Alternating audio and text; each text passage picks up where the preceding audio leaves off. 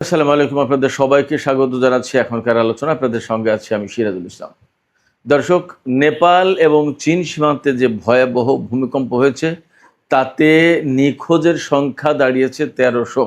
১৩০০ মানুষ নিখোঁজ হয়েছে। এর ভেতরে ৫০০ জন বিদেশি, এর ভিতরে বহু সংখ্যক ভারতীয়, মালয়েশীয়, আমেরিকান নাগরিক রয়েছে। এ বিষয়ে আজকের ভিডিওতে মোটামুটি যথেষ্ট তথ্য তুলে ধরে কথা বলার চেষ্টা করব।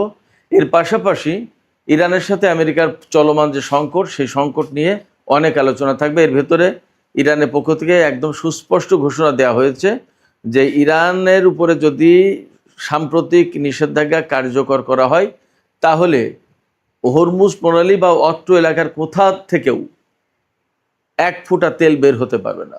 এছাড়া খবর পাওয়া যাচ্ছে ইরানের জাতীয় সংসদে আলোচনা শুরু হয়েছে, ডিবেট শুরু হয়েছে। পরমাণু নিরস্ত্রীকরণ চুক্তি যেটা এনপিটি, তা থেকে ইরান নিজেকে প্রত্যাহার করবে কি করবে না এই বিষয়ে আলোচনা চলছে। যদি এনপিটি থেকে প্রত্যাহার করে ইরান নিজেকে, তাহলে ইরান পরমাণু বোমা বানাবে কিনা সেই প্রশ্নই সামনে এসে দাঁড়াচ্ছে। এপাশে ইরানের প্রেসিডেন্ট মাসুদ পেজেশকিয়ান মুসলিম দেশগুলোর প্রতি আহ্বান জানিয়ে বলেছেন, মুসলিম দেশগুলোর ভেতরেও অর্থনৈতিক সহযোগিতা জোরদার করা উচিত এবং কোনো একটি মুসলিম দেশ থেকে আরেকটি মুসলিম দেশে হামলার জন্য তাদের ভূখণ্ড ব্যবহার করতে দেওয়া উচিত নয়। যখন ইরান এবং আমেরিকার মধ্যে পাকিস্তান নতুন করে আলোচনার জন্য কূটনৈতিক উদ্যোগ নিয়েছে, তখন কাতারের পররাষ্ট্রমন্ত্রী এবং প্রধানমন্ত্রী ইরান সফরে গেছেন। টার্গেটটা হলো আবার কূটনৈতিক প্রচেষ্টা শুরু করা। আগেই আমরা জেনেছি যে কাতার আমেরিকার এই নিষেধাজ্ঞা ইরানের বিরুদ্ধে বাস্তবায়ন করতে রাজি নয়। তো সুপ্রিয় দর্শক, এই বিষয়গুলো নিয়ে মূলত আজকের ভিডিওতে কথা বলবো বিস্তারিত। এর পাশাপাশি আরও কিছু বিষয় থাকবে, যেমন ইরান জাতিসংঘ নিরাপত্তা পরিষদের চিঠি দিয়েছে, ইরান কি চিঠি দিল, কেন দিল এবং সেখানে দাবি কি, এ সমস্ত নানান বিষয় নিয়ে বিস্তারিত আলোচনা করার চেষ্টা করবো। আপনারা শেষ পর্যন্ত সঙ্গে থাকবেন এবং আশা করি ভিডিও ভালো লাগবে। আর ভিডিও যদি ভালো লাগে তাহলে লাইক, কমেন্ট, শেয়ার করবেন এবং চ্যানেলটি সাবস্ক্রাইব করে সাথেই থাকবেন। দর্শক, চলুন আমরা বিস্তারিত আলোচনা করি। প্রথমেই নেপালের বন্যা নিয়ে কথা বলি। বন্যা, ভূমিধস, ভূমিকম্প সবই হয়েছে সেখানে, এবং অ্যাকচুয়ালি সেটা শুধুমাত্র নেপালে না, নেপাল চীন সীমান্তে। এবং আপনারা নিশ্চয়ই এরই মধ্যে বিভিন্ন রকমের ছড়িয়ে পড়া ভিডিওতে দেখেছেন যে কীভাবে ভয়ঙ্করভাবে ব্রিজ, কালভার্ট, ঘর বাড়ি সমস্ত সব কিছু ধ্বংস করে নিয়ে চলে গেল। মুহূর্তের ভেতরে বলা যায় যে চোখের পলকে একেবারে সাজানো গোছানো জনপদ ধ্বংস হয়ে গেল। এবং এই বন্যায়, এই ভূমিধসের পর কোথাও কোথাও 1.5 থেকে 2 মিটার স্তর, কাদার স্তর জমে গেছে। এত ভয়ঙ্কর পরিস্থিতি তৈরি হয়েছে। তো কিভাবে এই ঘটনাটা ঘটলো? প্রথমে ঘটনাটা ঘটেছে সেটা হচ্ছে, আপনারা সবাই জানেন যে হিমালয় পর্বত যেহেতু নেপালের প্রধানত, সেখানে বিরাট হিমবাহ জমেছিল। একটা হিমবাহ বহু বছরের পর বছর, যুগের পর যুগ, হয়তো শতাব্দীর পর শতাব্দী এই হিমবাহ ছিল। কিন্তু সেখানে 4.4 মাত্রার একটা ভূমিকম্প হয়েছে। এই ভূমিকম্পে ওই বরফের যে স্তূপ, জমাট বরফ, হিমবাহ, ওই হিমবাহ ভেঙে গেছে। ভেঙে যাওয়ার পরে ওই হিমবাহ এসে পড়ে একটা নদীতে। সেই নদীতে পড়ার কারণে এই যে বৃষ্টি বাদলা, বন্যা, পাহাড় থেকে নেমে আসা ঢল, এই সমস্ত পানি ওই নদীতে আটকে ছিল। একটা হিমবাহ, বরফের হিমবাহ মানে কোনো সাধারণ ব্যাপার না, মানে একটু ছোটোখাটো 2, 4, 5, 10 হাত ব্যাপারটা তা কিন্তু না। একটা নদী আটকে দিয়েছে মানে কি, নদীটা আটকে দিয়েছে এবং বরফ তো, ঠান্ডা তো, সেটা খুব সহজে যে গলে যাচ্ছে ব্যাপারটা তাও না। এই নদী আটকে দেওয়ার কারণে নদীর অপর পাশে পানি জমেছে। পানি জমতে জমতে জমতে জমতে একেবারে এমন একটা পর্যায়ে এমন পরিস্থিতি তৈরি হয়েছে, এই পানিই একসময় একদম প্রচণ্ড রকমের ছুটে এসে একেবারে জনপদ মুহূর্তের ভিতরে ধ্বংস করে দিয়ে গেল। পাহাড়ের গভীরে বাঁকে বাঁকে উপত্যকা, খালের মতো যে সমস্ত জায়গায়, সমস্ত সব কিছু একদম ধ্বংস করে দিয়ে গেল। গাড়ি ঘোড়া, মানুষের বসবাসের ঘর বাড়ি, হোটেল, রেস্টুরেন্ট, এরপরে অফিস আদালত, এই যে কিওরং স্থলবন্দর, একেবারে সমস্ত সবকিছু ধ্বংস করে শেষ করে দিয়ে গেছে। এক চোখের সামনে প্রলয়ঙ্কারী ঘটনা, একেবারে হঠাৎ করে। এর ভিতরে বেশিরভাগই পর্যটক, বিরাট একটা অংশ পর্যটক। এই যে 1300 মানুষ নিখোঁজ হয়েছে, 160 জনের বেশি একদম নিশ্চিতভাবে মারা গেছে। 1300-র বেশি নিখোঁজ, তার ভিতরে 500 বিদেশি। এটা কোনো সাধারণ ব্যাপার না। আপনারা চিন্তা করেন যে চোখের পলকে 1300 মানুষ নিখোঁজ, 160 জন নিহত, আরও কত ক্ষয়ক্ষতি হয়েছে। 22 ঘন্টা পর CNN বলছে যে 22 ঘন্টা পরে চীনের উদ্ধারকারী দল ঘটনাস্থলে, সবচেয়ে বেশি এফেক্টেড যে এরিয়া, সেই জায়গায় পৌঁছাতে পেরেছে। এবং সেখানে আসলে ল্যান্ড রোডে বা কোনোভাবে যাওয়ার কোনো পরিস্থিতি নেই, হেলিকপ্টারই একমাত্র ব্যবস্থা। কিন্তু হেলিকপ্টার গিয়ে যে নামবে কোথায়, সে নামার মতো কোনো জায়গা তো নেই। সব পাহাড়ের ঢালু, পাহাড়ে তো আর হেলিকপ্টার নামার মতো কোনো জায়গা নেই, আর সে তো উঁচু নিচু। আর যেখানে নামবে সে তো কাদায় ঢাকা, নামবে কোথায়? সে এক ভয়ঙ্কর পরিস্থিতি, যার কারণে উদ্ধার কর্ম সমস্ত সব কিছু মারাত্মকভাবে ক্ষতিগ্রস্ত হয়েছে। যেমন ঠান্ডা, তেমনি বৃষ্টি বাদলা, বন্যা, ভূমিকম্পের পরের পরিস্থিতি, কাদা মাটি, একেবারে জঘন্য অবস্থায়। এই অবস্থায় উদ্ধার তৎপরতা চালানোর কোনো পরিস্থিতি নেই, এরকম একটা সিচুয়েশন। এই যে 500 নিখোঁজ বিদেশি, তারা কারা? তারা হচ্ছে ভারতের 178 জন, আমেরিকার 65 জন, ইউক্রেনের 53 জন, মালয়েশিয়ার 51 জন, অস্ট্রেলিয়ার 35 জন, ব্রিটেনের 33 জন এবং কানাডার 25 জন। এই যে লোক, যারা বিদেশি লোক নিখোঁজ হলো, এই নিখোঁজ ব্যক্তিদের তারা কেন এসেছিল এখানে, কি ব্যাপার? দুটো প্রধান কারণ। একটা হচ্ছে বেড়াতে। আপনারা সবাই জানেন যে নেপালের যে পাহাড়, সেই পাহাড়ে ট্রেকিং করে যায়, উপরে ওঠে, নানান ব্যাপার আছে, এটা একটা ব্যাপার।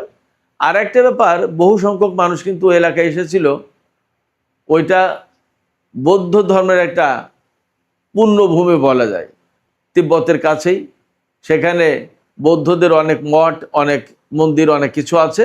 সেখানে এই যে বিদেশি যারা বললাম, তাদের অনেকেই এই বৌদ্ধ মঠে, মন্দিরে এই ধর্মের কাজে এসেছিল। যে কাজেই আসুক, বেড়াতে আসুক, ঘুরতে আসুক, আর ধর্মের কাজে আসুক, যে কাজেই আসুক, একেবারে তাৎক্ষণিকভাবে এত প্রাণ ঝরে গেল এবং 1300 মানুষ নিখোঁজ। এবং যেভাবে কাদা, বন্যা, বৃষ্টি যেভাবে ধেয়ে গেছে, প্রলয়ঙ্কারী অবস্থা সৃষ্টি করেছিল, তাতে 1300 মানুষ নিখোঁজ। এর ভিতরে কয়জন বেঁচে থাকবে সেটা একটা প্রশ্ন। এবং এই যে টোটাল আসলে ক্ষয়ক্ষতির পরিস্থিতিটা কি, এই পরিস্থিতি জানতে আরও বেশ কিছুদিন সময় লাগবে। একেবারে তাৎক্ষণিকভাবে বা 2-1 দিনের ভেতরে এগুলো যে সব ক্লিয়ার করা যাবে মনে হয় না, কারণ সেখানে অনেক সময় লাগবে। দুর্গম অঞ্চল, পাহাড়ি অঞ্চল, প্রচণ্ড রকমের কাদামাটি জমে রয়েছে, একেবারে মানে মারাত্মক অবস্থায়। এই কাদামাটির ভেতরে পানির চাপে, পানির তোড়ে কে কোথায় পড়ে আছে, মারা গেছে, কেউ তো জানে না। এর ভিতরে একটা মর্মান্তিক, প্রত্যেকটা মৃত্যুই মর্মান্তিক। একটা মর্মান্তিক ঘটনা নতুন করে সামনে এসেছে। এক চিকিৎসক পরিবার, স্বামী স্ত্রী দুজনেই এই চিকিৎসা কর্মের সাথে জড়িত, ডাক্তার হতে পারে অথবা নার্স হতে পারে, হাসপাতাল রিলেটেড দুজন কর্মী, এবং তাদের একটা সন্তান, ছোট বাচ্চা। এই 3 জন মারা গেছে এক পরিবারের। তারা মারা গেছে বলতে নিখোঁজ, ধরে নেওয়া হচ্ছে যে হয়তো তারা মারা গেছে, দেখা যাক কি হয়, তাদের খোঁজ পাওয়া যাচ্ছে না। এক পরিবারের 3 জন। এরকম বহু কিছু ঘটেছে। এই ক্ষয়ক্ষতির পরিমাণ, মাত্রা এবং কি পরিস্থিতি, টোটাল একটা চিত্র পেতে বেশ কয়েকদিন সময় লাগবে। তো আমরা এই ক্ষতিগ্রস্ত লোকজন, তাদের পরিবার পরিজন, তাদের প্রতি সমবেদনা জানাচ্ছি, শোক জানাচ্ছি। এবং আমরা আশা করব, দোয়া করব মহান রব্বুল আলামিনের কাছে যে এইরকম ঘটনা যেন তিনি আর না দেন। সে মানুষ হিন্দু নাকি বৌদ্ধ, খ্রিস্টান নাকি মুসলমান নাকি ইহুদি নাকি কি, সেটা বড় কথা না। বড় কথা হচ্ছে মানুষ, সে তো মারা গেছে। তারা বেড়াতে এসেছিল, তারা ধর্মের কাজে এসেছিল, তারা ভাবেওনি যে এইরকম একটা পরিস্থিতির মুখোমুখি হতে হবে। এখান থেকে একটা জিনিস পরিষ্কার, যে মানুষের জীবন কত ঠুনকো, কত সহজেই একটা কিছু ঘটে যেতে পারে। আমরা আছি, এই যে কথা বলছি, এর ভেতর দিয়ে কখন কার কি হয়ে যাবে কেউ জানে না। খুবই অনিশ্চিত একটা জীবন মানুষের জীবন। মানুষের জীবন কেন, আসলে প্রত্যেকটা প্রাণীর, যার প্রাণ আছে, যার মৃত্যুর প্রশ্ন আছে, তার জন্য প্রচণ্ড রকমের অনিশ্চয়তা প্রতিটা পদে পদে ক্ষণে ক্ষণে। আমরা এই অনিশ্চয়তার কথা মাথায় রেখেই দুনিয়াতে যাতে সৎভাবে চলতে পারি, আমাদের সেই দিকে বিশেষভাবে খেয়াল রাখা দরকার। সুপ্রিয় দর্শক, এবার আমি আমেরিকা ইরান চলমান দ্বন্দ্ব, সংঘাত, অচল অবস্থা এই বিষয় নিয়ে একটু আলোচনা করি। ইরানের জাতীয় সর্বোচ্চ নিরাপত্তা পরিষদের সচিব মহসিন রেজাই তিনি পরিষ্কার করে বলেছেন যে ইরানের বিরুদ্ধে যদি অর্থনৈতিক নিষেধাজ্ঞা বা এই যে অর্থনৈতিক যে যুদ্ধ, এই যুদ্ধ যদি অব্যাহত থাকে তাহলে ইরান কিছু কাজ করতে বাধ্য হবে। সেই কাজগুলো কি? মহসিন রেজাই পরিষ্কার করে দিয়েছেন যে সেই কাজগুলো হচ্ছে হরমুজ প্রণালী বন্ধ আছে, বাব আল মানদেব প্রণালী বা লোহিত সাগর দিয়ে জাহাজ চলাচল হুতিরা কন্ট্রোল করছে। এর বাইরেও মধ্যপ্রাচ্য অঞ্চল থেকে যে সমস্ত তেল বিভিন্ন রুটে বিভিন্নভাবে যায় বের হয় সেগুলোও বন্ধ করে দেওয়া হবে প্রয়োজনে। তার মানে সহজ, প্রয়োজন ইরান এই সমস্ত তেলের পাইপলাইনে বা যে সমস্ত বিকল্প ব্যবস্থা গড়ে তুলেছে কেউ সেগুলোতে হামলা চালিয়ে বন্ধ করে দেবে। ইরানের বক্তব্য হচ্ছে ইরান যদি তেল বিক্রি করতে না পারে তাহলে এই অঞ্চলের কেউ পাবে না, কারণ এই অঞ্চলে যারা তেল বিক্রি করে তারা প্রত্যেকেই ইরানের বিরুদ্ধে যুদ্ধ করার জন্য আমেরিকাকে সহযোগিতা করেছে তাদের ঘাঁটি মাটি দেশ দিয়ে। এমনকি কেউ ইরানের বিরুদ্ধে যুদ্ধে অংশ নিয়েছে, যেমন কুয়েত, বাহরাইন এবং সংযুক্ত আরব আমিরাত, তাদের বিরুদ্ধে সরাসরি অভিযোগ আছে ইরানের। আর বাকিরা তো ঘাঁটি দিয়ে, তাদের নিজেদের মাটি দিয়ে, তাদের আকাশপথ দিয়ে সাহায্য করেছেই। ফলে ইরানের উপরে আজকে যে আমেরিকা নিষেধাজ্ঞা চাপিয়ে দিয়েছে, একতরফা নিষেধাজ্ঞা, সেই নিষেধাজ্ঞা যদি কেউ বাস্তবায়ন করে তাহলে মধ্যপ্রাচ্য অঞ্চলের এক ফোঁটা তেল বাইরে যেতে পারবে না, বের হতে পারবে না, ইরানের বক্তব্য। সেই জায়গা থেকে এটা মোটামুটি যথেষ্ট বিশ্বাস করা বা ধারণা করার কারণ আছে যে ইরান এই কাজ করবে, কারণ ইরান অ্যাডামেন্ট এই মুহূর্তে। ইরানের বক্তব্য হচ্ছে যে আমরা আমাদের মতো ছিলাম, আমরা পরমাণু কর্মসূচি পরিচালনা করছি শান্তিপূর্ণ, এবং ইরানের সর্বোচ্চ নেতার পক্ষ থেকে ফতোয়া ছিল যে পরমাণু বোমা বানানো যাবে না, রাখা যাবে না, ব্যবহার করা যাবে না, এটা হারাম। নিষিদ্ধ ঘোষণা করার পর যদি সেই কাজেই ইরানের উপরে হামলা চালানো হয়, এবং এখনও কেউ প্রমাণ দিতে পারেনি যে ইরান পরমাণু বোমা বানিয়েছে, তো তাই যদি হয় ব্যাপারটা, তাহলে ইরান কেন হামলার শিকার হবে? আর হামলার শিকার যদি হলোই, তাহলে ইরান তার মতো করে এখন পাল্টা ব্যবস্থা নেবে। এই জন্য শুধু মধ্যপ্রাচ্য অঞ্চলের দেশ না, এর বাইরেও যদি কোনো দেশে হামলা চালানোর প্রয়োজন হয় ইরান সেটা করবে। এবং ইরান ঘোষণা দিয়েছে, যেমন সাইপ্রাস এবং বুলগেরিয়ার কথা মোটামুটিভাবে এই মুহূর্তে বেশ আলোচনায় আছে।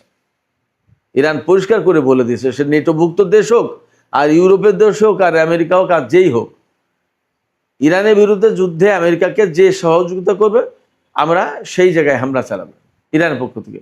তার মানে ইরান এই মুহূর্তে অ্যাডামেন্ট যে তাদের দেশ যখন যুদ্ধের কবলে, তাদের দেশ যখন অনিশ্চয়তার ভিতরে, তাদের উপরে যখন অর্থনৈতিক অবরোধ বা নিষেধাজ্ঞা, তারা যখন তেল বিক্রি করতে পারবে না, তাহলে বাকিদেরকেও এত আরাম শান্তিতে থাকতে দেওয়া হবে না, তাদের বিরুদ্ধেও ব্যবস্থা নেওয়া হবে।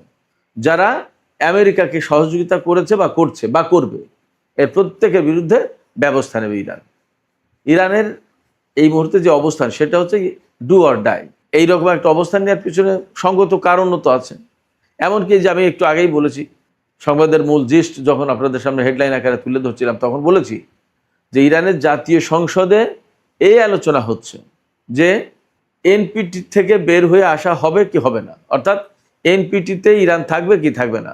এনপিটিতে থাকার মানে হচ্ছে পরমাণু নিরস্ত্রীকরণ চুক্তি মেনে চলা, অর্থাৎ ইরান পরমাণু অস্ত্র তো বানাবে না, বরং সারা বিশ্বে পরমাণু নিরস্ত্রীকরণ যাতে হয় সেই চেষ্টাই থাকবে। ইরান বলছে আমরা তো এই প্রচেষ্টায় এই চুক্তিতে আছি, এই চুক্তিতে থাকার পরেও যদি আমাদের উপর হামলা হয় পরমাণু অস্ত্র বানানোর ব্যাপারে অভিযোগ তুলে, তাহলে এই চুক্তিতে থাকার তো কোনো মানে নেই, কেন থাকবো আমরা? এই চুক্তিতে থেকে আমাদের লাভটা কি হলো? এই চুক্তিতে থেকে যদি আমাদের কোনো লাভ না হয় তাহলে এই চুক্তিতে আমরা থাকবো না। এইটা নিয়ে ইরানের পার্লামেন্টে ডিবেট হচ্ছে, এবং ইরানের পক্ষ থেকে এখন এই কথা বলা হচ্ছে যে আমাদেরকে তো লোকজনে এইভাবে চাপাচাপি করে যে তোমরা পরমাণু অস্ত্র বানাওনি, পরমাণু অস্ত্র বানানোর দিকে যাওনি, তোমাদের পরমাণু কর্মসূচি ডাইভার্ট করোনি সামরিক দিকে, তো সামরিক দিকে ডাইভার্ট না করার পরেও যদি তোমরা হামলার শিকার হও তাহলে পরমাণু বোমা কেন বানাবা না তোমরা? এইভাবে কথা বলছে এরা। তো যখন এরকম কথা আসছে তখন ইরান আলটিমেটলি এই কথার জবাব তো দিতে পারছে না, বিশেষ করে জনগণের পক্ষ থেকে যখন আসে এই কথা যে আমরা পরমাণু বোমা বানাইনি কিন্তু আমরা হামলার শিকার, তাহলে আমরা কেন পরমাণু বোমা বানাবো না, আমাদের তো সেই সক্ষমতা হয়তো আছে। এই জায়গা থেকে ইরানের সংসদে ডিবেট হচ্ছে, বিতর্ক হচ্ছে, এইটা থেকে বের হয়ে আসবে কি আসবে না। আমেরিকা যা ঠেকাতে এসেছিল তার চেয়ে এখন দ্বিগুণ, তিনগুণ, চারগুণ, কয়েক গুণ সংকটের মুখে পড়বে। আমি আপনাদেরকে বলি, আমেরিকা এসেছিল ইরানের সরকার পরিবর্তন করে দিতে, ইরানের পরমাণু কর্মসূচি ধ্বংস করে দিতে, ইরানের ক্ষেপণাস্ত্র কর্মসূচি ধ্বংস করে দিতে, ইরানের অর্থনৈতিক অবস্থা একদম কাহিল করে দেবে, ইরানের নতুন একটা পুতুল সরকার বসাবে এবং সেই সরকার আমেরিকার কন্ট্রোলে চলবে। তাদের তো টার্গেটেই ছিল। যুদ্ধ শুরু করলো, যুদ্ধ করতে করতে এখন এইগুলো তো অর্জন হয়নি, বরং হরমুজ প্রণালী নতুন করে আটকে দিয়েছে ইরান এবং তা আর খুলতে পারছে না। এখন ইরান যদি সেই এনপিটি থেকে বের হয়ে বোমা বানানোর দিকে যায় তো ইরানকে কি করবে? যুদ্ধ করবে। তো তা যুদ্ধ তো করেছেই, ইরান তো যুদ্ধ মোকাবেলার জন্য প্রস্তুত আছেই, তাইলে আর কি করবে? সেক্ষেত্রে আর এক বিপদে আমেরিকা আর এক বিপদে পড়তে যাচ্ছে। বিপদটা কি আমি আবার ক্লিয়ার করি। তারা পরমাণু কর্মসূচি ধ্বংস করতে এসেছিল, এখন ধ্বংস করা তো দূরের কথা, ইরান যদি পরমাণু নিরস্ত্রীকরণ চুক্তি এনপিটি থেকে বেরিয়ে এসে যদি বোমা বানানো শুরু করে, এইবার যেটা বন্ধ করতে এসেছিল সেটা আমেরিকার এই যুদ্ধের কেন হয়ে গেল, ব্যাপারটা এরকম হবে না? তাইলে তো আর এক মহাবিপদে পড়লো। এখন পরমাণু বোমা যদি ইরানের কাছে থাকে তারপরে আমেরিকা কি করবে, ইসরায়েল কি করবে? মহা গেড়া কলে, মহাবিপদে, মহাফাদে। এইরকম একটা প্রেক্ষাপটে মুসলিম দেশগুলোর প্রতি ইরানের আহ্বান আছে। ইরান জাতিসংঘ নিরাপত্তা পরিষদের চিঠি দিয়েছে, সেই চিঠিতে বলেছে আমেরিকা ইরানের বিরুদ্ধে যে সমস্ত নিষেধাজ্ঞা দিয়েছে এইগুলো শুধু রাষ্ট্রীয় সন্ত্রাসবাদ, অর্থনৈতিক সন্ত্রাসবাদ। এই সন্ত্রাসবাদ একটা ফৌজদারি অপরাধ এবং এটা নিশ্চয়ই আন্তর্জাতিক আইনের অধীনে এটা অপরাধ, কারণ এটা জাতিসংঘের আওতায় দেয়নি, আমেরিকা তার পছন্দ হয়নি তাই আমাদের উপরে চাপিয়ে দিয়েছে, আমাদের ব্যাপকভাবে ক্ষতিগ্রস্ত করে দিয়েছে। এখন আমেরিকাকে অবশ্যই ক্ষতিপূরণ দিতে হবে, অর্থাৎ নিষেধাজ্ঞা আরোপের জন্য, যুদ্ধের জন্য ক্ষতিপূরণ সেটা তো ভিন্ন জিনিস। এই যে বছরের পর বছর, যুগের পর যুগ আমেরিকা ইরানের উপর নিষেধাজ্ঞা চাপিয়ে দিয়ে রেখেছে এবং এতে কি পরিমাণে ক্ষয়ক্ষতি হচ্ছে, সেই ক্ষয়ক্ষতি এখন ইরান দাবি করছে জাতিসংঘ নিরাপত্তা পরিষদের মাধ্যমে আমেরিকার কাছে। তার মানে দিন দিন দিন দিন আমেরিকা ইরানের কাছে আইনগতভাবে ধরা পড়ে যাবে, আটকে যাবে, এই পরিস্থিতি তৈরি হচ্ছে। এইরকম একটা অবস্থায় ইরানের প্রেসিডেন্ট মাসুদ পেজেশকিয়ান বলেছেন মুসলিম দেশগুলোর উচিত না এক দেশের মাটি ঘাঁটি আর এক মুসলিম দেশের বিরুদ্ধে ব্যবহার করতে দেয়া। শুধু তাই না, তিনি বলেছেন যে মুসলিম দেশগুলোর উচিত পারস্পরিক অর্থনৈতিক সহযোগিতা করা, অর্থাৎ এই যে নিষেধাজ্ঞা দিয়েছে ইরানের উপর আমেরিকা, আর বাকি আঞ্চলিক মুসলিম দেশগুলো সেই নিষেধাজ্ঞা বাস্তবায়ন করবে। আমেরিকার সাথে তো ইরানের কোনো লেনদেন নেই, লেনদেন আছে এই সমস্ত দেশের সাথে, এই মুসলিম দেশগুলো দিয়ে ইরানকে তারা দমন করবে। এই জায়গায় ইরানের প্রেসিডেন্টের বক্তব্য হচ্ছে আমরা সব প্রতিবেশী দেশ, আমরা মুসলিম ভ্রাতৃপ্রতিম দেশ, আমরা কেন একে অপরের বিরুদ্ধে আমরা আমেরিকার হয়ে যুদ্ধ করব। তিনি এই বক্তব্য দিয়েছেন। এখন মুসলিম দেশগুলোর বোঝা উচিত তারা কি করবে, তাদের সিদ্ধান্ত নেওয়ার দরকার। এদিকে কাতারের পররাষ্ট্রমন্ত্রী এবং প্রধানমন্ত্রী একই ব্যক্তি, তিনি ইরান সফরে গেছেন এবং তিনি ইরান আর আমেরিকার মধ্যে নতুন করে ডিপ্লোম্যাটিক প্রসেস কিভাবে শুরু করা যায় সেই চেষ্টা করবেন। আমার কাছে যেটা মনে হচ্ছে ইরান খুব সহজে আর আমেরিকার সাথে কূটনৈতিক আলাপ আলোচনা সংলাপ মনে হয় যাবে না, আর যদি যায়ও তাহলে কঠিন শর্ত দিয়ে যাবে এবং সেই শর্ত হয়তো আমেরিকা মেনেও নেবে, নিয়ে এই মিড টার্ম ইলেকশন পার হওয়ার পরে আবার ইরানের বিরুদ্ধে সেই নিষেধাজ্ঞা, সেই অর্থনৈতিক অবরোধ বা যা যা ছিল সব আবার পুনর্বহাল করবে, আবার একই অবস্থায় দাঁড়াবে, লাভ হবে ইরানের, এটা ভাবার কোনো কারণ নেই। এই বিষয়গুলো নিশ্চয়ই ইরান বিবেচনা করেই সমস্ত সব কিছু করবে। সুপ্রিয় দর্শক, এখনকার আলোচনা এখানে শেষ করতে চাই। যাবার আগে আপনাদের কাছে আমার মতামত জিজ্ঞাসা, আপনারা কি ভাবছেন? এই যে ইরান বলল, মুসলিম দেশগুলোর প্রতি বিশেষ করে আহ্বান জানালো যে পরস্পরের ভেতরে অর্থনৈতিক সহযোগিতা জোরদার করা উচিত, বরং আমেরিকা নিষেধাজ্ঞা বাস্তবায়ন না করে পারস্পরিক সহযোগিতা জোরদার করা উচিত এবং এক দেশের মাটি আর একটা মুসলিম দেশের বিরুদ্ধে ব্যবহার করতে দেওয়া উচিত নয়। ইরানের প্রেসিডেন্টের এই আহ্বান বা এই অনুরোধে আপনারা কি মনে করেন যে আঞ্চলিক মুসলিম দেশগুলো সাড়া দেবে? আপনাদের মতামত জানিয়ে কমেন্টে লিখতে পারেন। আর ভিডিও ভালো লাগলে লাইক কমেন্ট শেয়ার করবেন এবং চ্যানেলটি সাবস্ক্রাইব করে সাথেই থাকবেন।